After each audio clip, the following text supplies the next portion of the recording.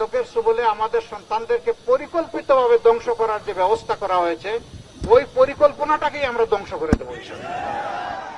এই সবগুলো আমাদের সন্তান, এগুলাকে বুকে টেনে নেব। এদের সংশোধন প্রয়োজন, এদেরকে আলোকিত রাস্তা দেখানো দরকার। এরা নিজের পরিবারের জন্য মুখ উজ্জ্বল করবে, জাতিরও মুখ উজ্জ্বল করবে ইনশাআল্লাহ।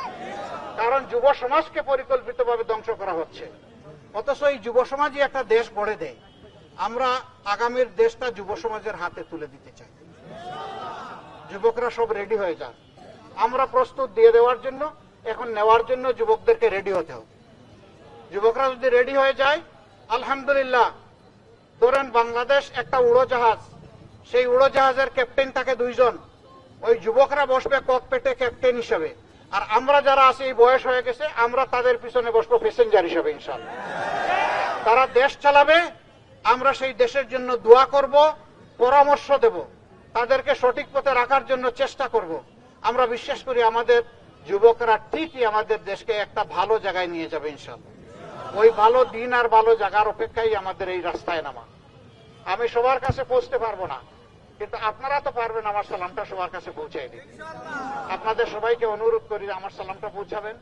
আমি আপনাদেরই একজন, আপনাদের হয়ে থাকবো। কেউ কেউ নাকি বলেন যে আমি এখানকার লোক না, আমি থাকবো না, আমাকে পাবেন না। ওই যারা বলেন তারা যখন একদিন ছিলেন না, আমি আপনাদের সাথে ছিলাম। তারা জানেন না ইতিহাস।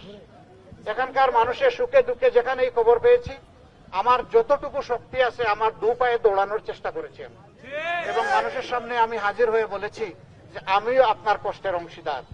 এই বার্তাটা দেওয়ার চেষ্টা করেছি। এরপরে যা পেরেছি আল্লাহ তৌফিক দিয়েছে তাই করেছি। ওইটা নিয়ে কোনো গৌরব নাই, প্রচারণা নাই, নীরবে কাজ করেছি। নীরবে কাজটা আল্লাহ তাআলা পছন্দ করেন। হাত ডাক একদম রমরমা অবস্থা, এটা আল্লাহ পছন্দ করেন। আমরা ওইটা নিজেরা পছন্দ করি না। প্রত্যেকটা মানুষের সম্মান আছে, আমরা সম্মানের দিক লক্ষ্য করে তাদেরকে সম্মান করতে চাই। অসংখ্য মা বোনেরা এখন সমাজে তারা পেশাগত দায়িত্ব পালন করেন, বিভিন্ন ফ্রন্টে তারা কাজ করেন, কিন্তু তাদের জীবনে নিরাপত্তাও নাই, আর তাদের কাজের জায়গায় সম্মানটুকুও নাই। আমরা আল্লাহর কাছে তৌফিক চাই, আমরা মায়েদের কাছে ওয়াদাবদ্ধ। আল্লাহ যদি এই দেশ চালানোর সুযোগ আমাদের হাতে তুলে দেন, তাহলে সর্বপ্রথম মায়েদের সম্মানটাই ঠিক রাখবো ইনশাআল্লাহ। এতে যা করার দরকার সব করা হবে। মায়েরা তাদের ঘরে নিরাপদ থাকবে, মায়েরা তাদের চলাচলে নিরাপদ থাকবেন, এবং মায়েরা তাদের কর্মস্থলে নিরাপদ থাকবেন ইনশাআল্লাহ। এর সাথে তারা সম্মানটা পাবেন, প্রাপ্য সম্মানটা। সব মাকে আমরা বাধ্য করবো না ঘরের বাইরে গিয়ে কাজ করতে, কিন্তু যে মাটার প্রয়োজন আছে, যার মেধা আছে, যার যোগ্যতা আছে, তিনি অবশ্যই তার যোগ্য কাজটা তার হাতে পাবেন আল্লাহ চাই। আমরা তা নিশ্চিত করব। আর এই যে শিশুদের মাঝে অনেকে আছে গরিবের সন্তান, তার বাবার টাকা পয়সা নাই, কিসের পড়াবে রে ভাই? সে অসুস্থ হলে বাবা তো 2টা ট্যাবলেট কিনে দিতে পারে না। কেন একটা দেশে এরকম হবে? স্বাধীনতার 54 বছর পরে আমরা ঘোষণা দিয়েছি প্রত্যেক শিশুর দায়িত্ব নেবে সরকার ইনশাআল্লাহ। কোন শিশু বাদ পড়বে না।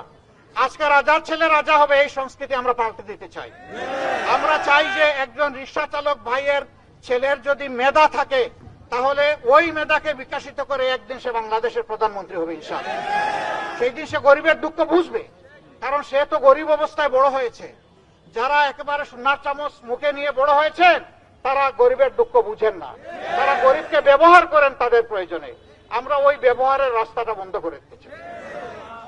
আর এইখানে গরিব আর ধনী, আকাশ আর পাতাল, এই 2টার ব্যবধান, তাও আমরা মানব না ইনশাআল্লাহ। সবাইকে সম্মানের জায়গায় এনে আমরা দাঁড় করাতে চাই। আমরা বিশ্বাস করি দেশে দুর্নীতি, চুরিচামারি, লুণ্ঠন, চাঁদাবাজি বন্ধ হলে 1 বছরের ভিতরে দেশের চেহারা পাল্টাবে 25%, আর 5 বছরে পাল্টাবে ইনশাআল্লাহ 100%। এটা আমরা কনফিডেন্ট, এবং আমরা আল্লাহর উপর ভরসা রাখি। আপনাদেরকে সাথে নিয়েই সেই স্বপ্নের বাংলাদেশ আমরা গড়বো ইনশাআল্লাহ। দোয়া করবেন সবার জন্য, আমরা যেন একটু কাজ করতে পারি। আল্লাহ যেন আমাদেরকে কবুল করেন। আমাদের নিজস্ব কোনো এজেন্ডা নাই, আমরা জনগণের সম্পদে হাত দিব না, আমরা কোনোদিন দেইনি। এটা আমাদের খাসলতের সাথে, চরিত্রের সাথে যায় না। আমরা বরঞ্চ জনগণের আমানতটা তাদের কাছে পৌঁছে দিতে পারলেই আমরা অন্তরে আনন্দ অনুভব করি। আমরা যেন সেইটা পারি। সবাইকে অনেক ধন্যবাদ। মাগরিবের সময় হয়ে গেছে, আপনারা ঘরে ঘরে আমাদের সালামটুকু পৌঁছায় দিবেন, এবং দোয়ার জন্য আবেদন রেখে আমি শেষ করছি। আসসালামু আলাইকুম ওয়া রাহমাতুল্লাহি ওয়া বারাকাতুহু। বন্ধুদের অনেক প্রশ্ন। আমরা ইনশাল্লাহ নেব, তবে এখন নয়। শিয়া বাটার ও ভিটামিন ই সমৃদ্ধ লিলি বিউটি সোপ, তারুণ্যময় উজ্জ্বল ত্বকের জন্য। Remark